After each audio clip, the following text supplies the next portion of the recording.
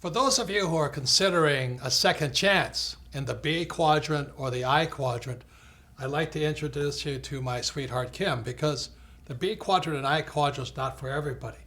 But this is my sweetheart. The smartest decision I've ever made was getting married to Kim. It's a blessing, almost 30 years now. Almost 30 years. And when I met Kim, she was an employee in an advertising agency. But I was most impressed was you were going for the B quadrant. Yes. And you had a little network marketing business.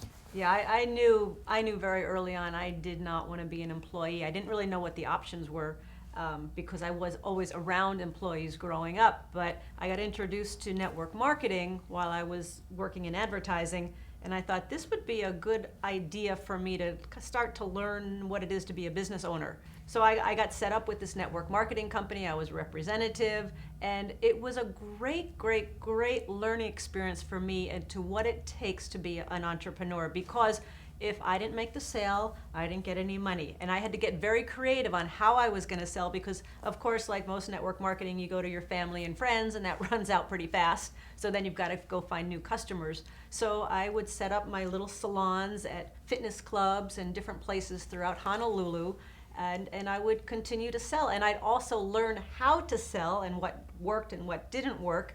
But it was probably one of the best business trainings I could have had early on. And you had to teach other people how to sell in a role. Exactly. Yep. You had to teach others. You had to learn about leadership. So network marketing for me was a great way for me to discover if I wanted to become an entrepreneur. And so when I met her 30-something years ago, I said, man, she's got beauty, she's got brains, and she loves business. I do love business. And we've become business partners for 30 years now.